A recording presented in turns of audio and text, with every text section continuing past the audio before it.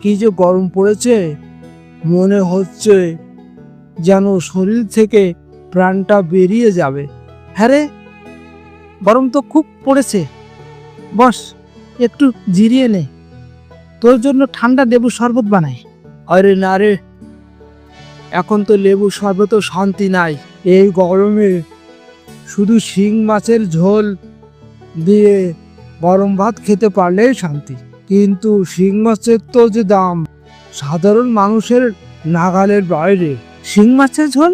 তুই যে বললি যে, আমার তো জিভে পানি চলে এল। আচ্ছা, শিং মাছের কথা বলতে আমার একটা কথা মনে পড়ল।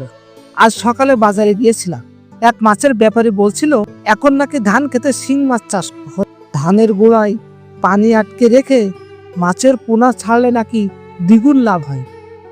একদিকে ধান, আরেকদিকে মাছ, ভাবতে কেমন রোমাঞ্চ লাগছে।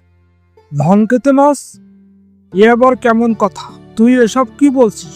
বাপ দাদার আমল থেকে আমরা এই ধান খেতে শুধু ধান চাষ করে আসছি। কখনো শুনেছিস ধান খেতে মাছ চাষ হয়? যদি মাছেরা ধানের গোড়া খেয়ে ফেলে, যদি সব পুঁজি নষ্ট হয়ে যায়, এটা তো তোর ভুল ধারণা। তখন কি করবি? আরে না, ওই ব্যাপারী বলল এতে নাকি ধানের কোনো ক্ষতি হয় না, বরং মাছের বিষটা সারে পরিণত হয়ে ধানের ফলন আরো ভালো হয়। এটা এক ধরনের সমন্বিত চাষ পদ্ধতি। আমাদের এলাকার কেউ এখন এটা শুরু করেনি, আমি প্রথম শুরু করতে চাই। বলিস কি? তোর মাথা খারাপ হয়ে গেছে? নতুন পদ্ধতি মানেই যে সফল হবে তার কোনো গ্যারান্টি আছে? দেখ, তোর বাবাই শুধু ধান চাষ করতে, তুই এটুকু ক্ষেত নিয়ে খুশি থাক।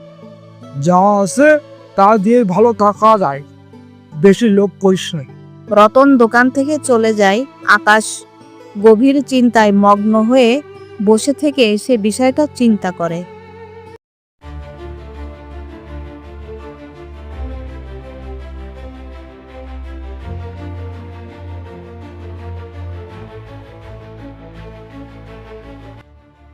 সন্ধ্যার পরে সে যখন বাড়ি ফেরে, তার স্ত্রী মায়ার সাথে এই বিষয়টা নিয়ে আলোচনা করে। কি হয়েছে গো, তোমার মুখটা এমন শুকনো লাগে কেন? রতন নাকি দোকানে এসেছিল?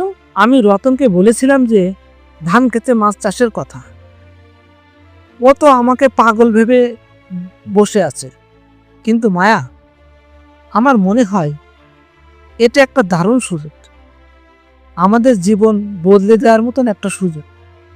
আমি কাল থেকে কাজ শুরু করব। আমিও তো চাই, কিন্তু রতন তো ভুল কিছু বলেনি।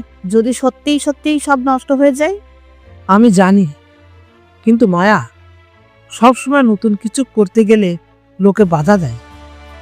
সবাই চায় আমরা যেন আগের মতোই থাকি, কিন্তু যদি আমরা ঝুঁকি না নিই তাহলে কখনোই বড় হতে পারব না।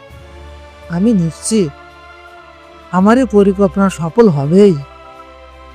তুমি আমার সাথে আসো তো? চোখের দিকে তাকিয়ে থাকে, তার মাথা নেড়ে সম্মতি জানায়। দিন পর আকাশ তার ধান ক্ষেতের চারপাশ উঁচু বাঁধ তৈরি করেছে, মাছের পোনা ছাড়ার জন্য প্রস্তুতি নিচ্ছে। গ্রামের প্রবীণ গ্রামবাসী আরো কিছু মানুষ দূর থেকে তাদের কাজ দেখেছে, নিজেদের মধ্যে ফিসফিস করে বলছে। গ্রামবাসী আকাশের দিকে এগিয়ে আসে। কি আকাশ, তোমার নাকি মাথা খারাপ হয়ে গেছে? শুনেছি তুমি ধান খেতে মাছের পোনা ছাড়ছো। ধান খেতে তো ধান চাষ হয়, মাছ চাষ তো পুকুরে হয়। এইটুকু সাধারণ জ্ঞানও নেই তোমার। কাকা, এটা একটা নতুন পদ্ধতি, আমি জেনে বুঝেই এই কাজ করছি। এতে ধানের কোনো ক্ষতি হবে না, বরং লাভই হবে। তোমার মতন এমন পাগলাটে চিন্তা আমরা জীবনে দেখিনি। এই ধান ক্ষেতটাই তোমার একমাত্র ভরসা। এটা নষ্ট হলে তোমার পুরো পরিবার না খেয়ে থাকবে। তোমার বাবা মা থাকলে এই কাজ করতে দিতেন না।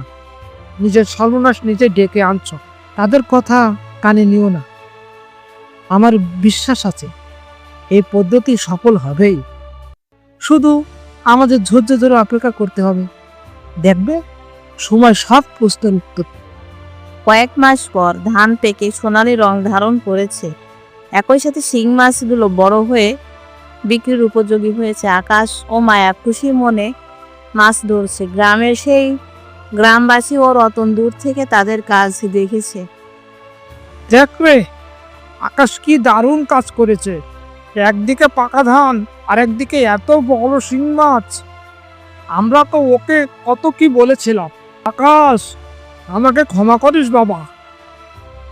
সেদিন তোকে কত কথা শুনিয়েছি। আমরা ভুল বুঝেছিলাম। তুই যে এত বড় একটা ঝুঁকি নিয়ে সফল হতে পারবি তা আমাদের কল্পনার বাইরে ছিল। তোর এই বুদ্ধি আর সাহস দেখে সত্যি মুগ্ধ হলাম। কাকা, আপনি কেন ক্ষমা চাইছেন? যারা নতুন কিছু করতে চায় প্রথম দিকে তাদের কথা কেউ বিশ্বাস করে, এটা স্বাভাবিক। কিন্তু আমি জানি আমার পরিশ্রম বিফলে যাবে না। বন্ধু, সেদিন আমি তো সবচেয়ে বড় শত্রু ছিলাম।